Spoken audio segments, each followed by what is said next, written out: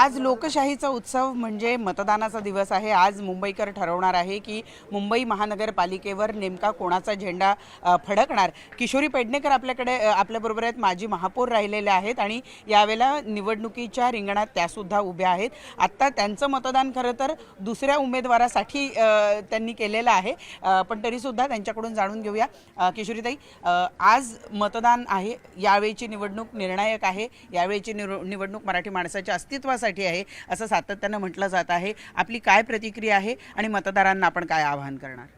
मुळामध्ये ज्या पद्धतीने 2019 नंतर हा संपूर्ण महाराष्ट्र एका वेगळ्या घाणेरड्या कल्चरमध्ये गेला आणि ते कल्चर आज 50 खोके म्हणूनच ते गद्दार अशा पद्धतीने ते प्रसिद्ध झालं।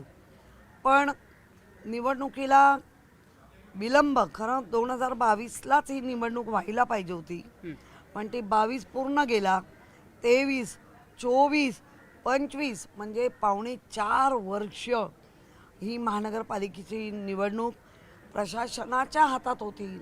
सगळी उघड्यावर ज्याला म्हणतो ना, ज्याला आईबाप नगरसेवक म्हटलं की जरा प्रत्येकजण आपापल्या विभागाची, आई वडील जसे आपल्या मुलांची काळजी घेतात तशी आपण विभागाची काळजी घेतो, ते कोणी नव्हते। त्यामुळे मला असं वाटतं ही निवडणूक सर्वांसाठी उत्साही आहे, अतिशय आनंदी मनाने लोक येत आहेत आणि कधी एकदा या घाणेरडं राजकारण करून ठेवलेल्यांना उलथवून टाकतोय अशी त्यांना घाई झालेली। नक्की, पण ताई, महत्त्वाचा मुद्दा म्हणजे यावेळची निवडणूक ही हिंदू विरुद्ध मराठी अशी सुद्धा झालेली आहे। आम्ही सकाळपासून पाहतोय खूप मोठ्या संख्येनं खरं तर मतदार सकाळच्या वेळेलाच येऊन मतदान करत आहे। यावेळची निवडणूक कुठल्या अर्थी निर्णायक राहिली? तुम्ही अनेक निवडणुका लढल्यात, यावेळची निवडणूक कुठल्या अर्थी निर्णायक असणार? नाही, खरं म्हणजे ह्या निवडणुकीमध्ये वॉटर मीटर, गटर आणि त्यांच्या दररोजच्या असलेल्या प्रॉब्लेमवर आदित्य ठाकरे तर कायम त्याच्यावरच बोलत आले। या निवडणुकीला बांगलादेश का आणला गेला, ह्या निवडणुकीला हिंदू आणि मुस्लिम असा बटवारा का होत आहेत, ही निवडणूक देशाची नाही आहे।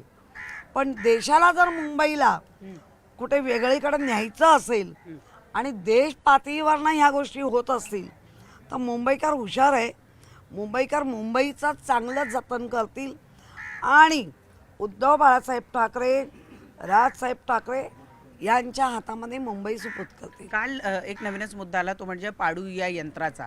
अचानक ते यंत्र आणण्यात आल्यामुळं एक थोडासा संभ्रम किंवा अविश्वास जो आहे तो निवडणूक यंत्रणेवर निर्माण। मध्ये हे नाव कोणी दिलं? ज्यांनी नाव दिलंय त्याचे मनसुबे कळले। पाडो दुसरं जायचं होतं ना, पाडो काय?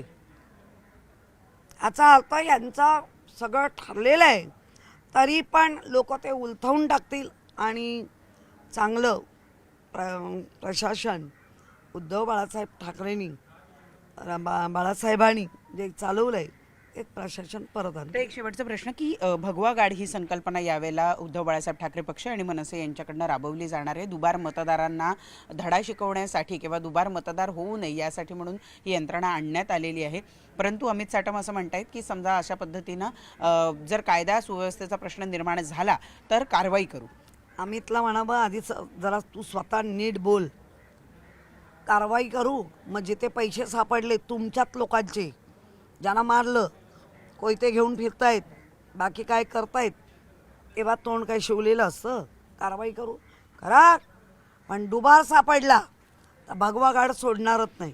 नक्की, धन्यवाद ताई आमच्याशी संवाद साधल्याबद्दल। तर या होत्या किशोरी पेडणेकर, ज्यांनी या ठिकाणी स्पष्ट केलेलं आहे की भगवा गाड हा लोकांना सुरक्षेसाठी, चांगल्या मतदारांची सुरक्षा व्हावी आणि त्याचबरोबर लोकशाहीची सुरक्षा व्हावी, दुबार मतदान होऊ नये यासाठी करण्यात आलेलं आहे। त्यामुळे कितीही धमक्या दिल्या तरी त्यांनी काही फरक पडत नाही, भगवा गाड त्यांचं काम व्यवस्थित करतील।